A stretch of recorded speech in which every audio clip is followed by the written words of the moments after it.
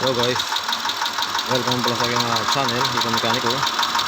So, isang maganda at pinagpalang araw po sa ating lahat guys.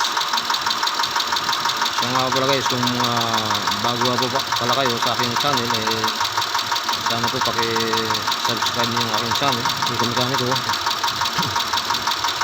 At pakipindit nyo na rin po guys yung notification bell na all para lagi po kayong updated sa mga i-upload ko ng videos tungkol sa paggawa ng iba't ibang trouble ng iba't ibang klaseng sasakyan.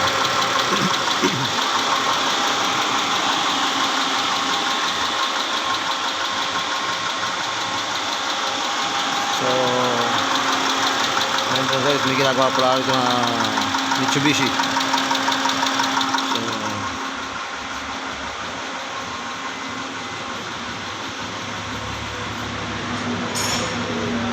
Mitsubishi Pajero.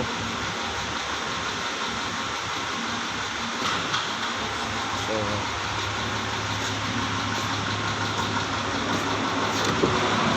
Mitsubishi Pajero pero guys, V6 gasoline engine.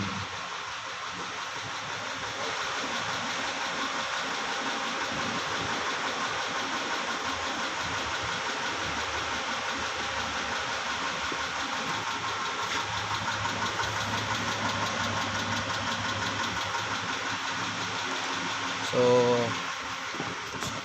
kung mapansin niyo po ngayon guys, umaandar itong sasakyan o itong makina, pero merong knocking sound sa loob ng engine. So ito ang issue nito guys, meron siyang knocking sound.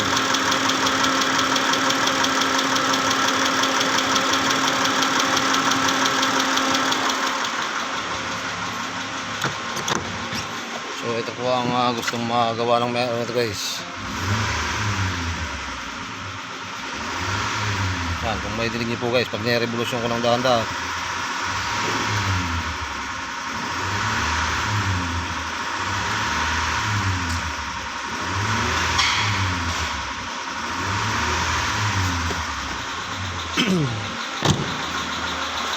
ayan. Ito po ang concern na may-ari o pinaka-isip ng sakyan ito, meron knocking sound. So medyo sariwa itong mga nag-isip sa labas, pero sa loob mukhang may problema na. So check ko muna nito guys yung check ko muna yung babaw nito, yung valve lifter, baka nag-stack up lang. So marami po kasi guys na dahilan kung bakit nagkakaroon ng internal knocking sound. So posible nga sa ngayon, posible na stack up ang valve lifter na yan guys. So bakit nag-stack up yan guys? Pag hindi agad guys nagpapalit ng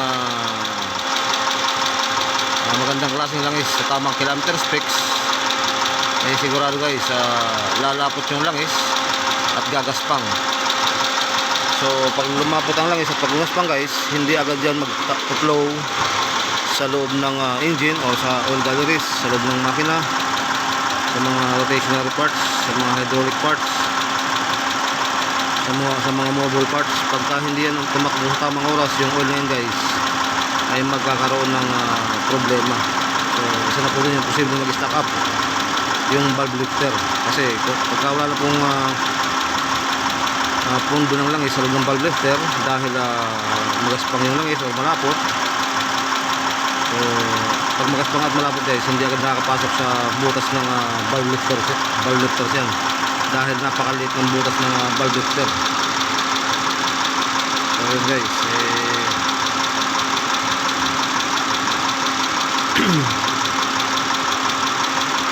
so napakahalaga po guys ng pagpapalit ng tamang or ng quality ng langis sa tamang kilometer specs, every 5,000, every 10,000. Pero much better guys kung yung langis nyo ay good for 10,000, dapat hindi pinapaabot ng 10,000 kilometers. So kung ang langis naman po guys good for 5,000 kilometers, much better na hindi po pinapabot ng 5,000 kilometers. So mga 4,500 pa lang, kailangan magpalit na ng engine oil.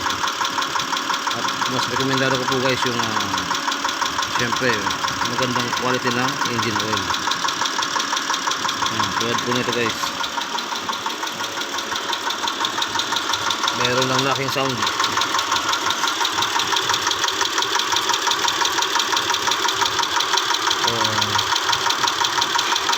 Duda ako nito guys, stock up ang valve lifter.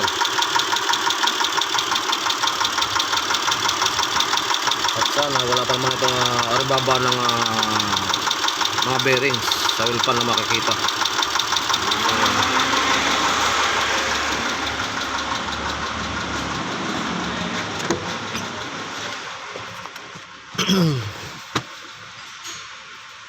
Medyo model po itong sakyan na guys, pero meron ng problema sa loob ng makina.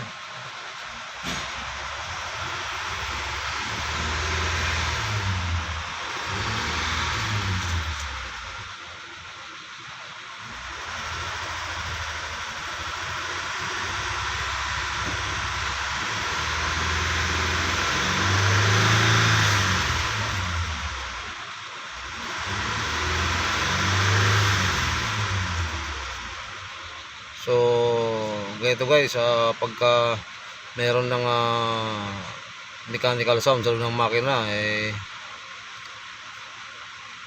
delikado po yan guys, lalo na pagka hindi umikot yung langis sa tamang oras, maaari pong kumatok yung makina.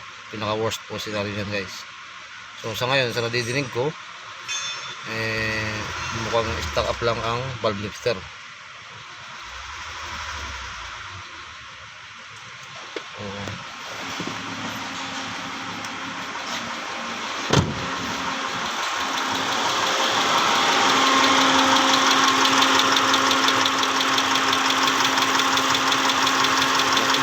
Napakadumi ng langis.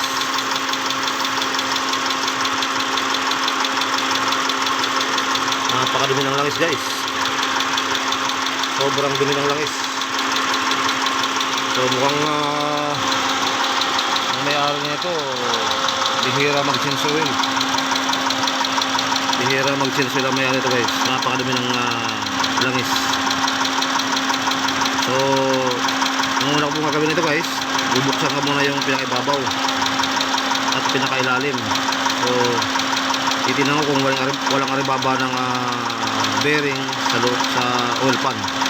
So pag wala ng mga aribaba ng bearing guys, ang gagawin ko na ito, checkin lang maigi yung valve lifter. Kasi duda ko, stock up ang valve lifter. Kasi napakadumi ng kanyang langis. So check ko na rin yung pinaka filter ng oil pump. Barado na rin guys, sobrang kapal ng oil slugs. So yun. Ngayon guys, i-update ko na lang po kayo guys tungkol ito na ginagawa ko na Mitsubishi Pajero V6 engine. Gasoline po ito guys, gasoline.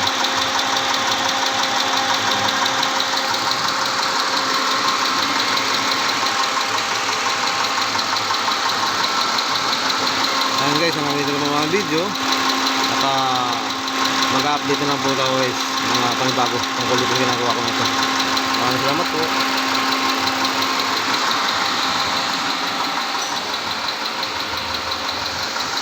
God bless.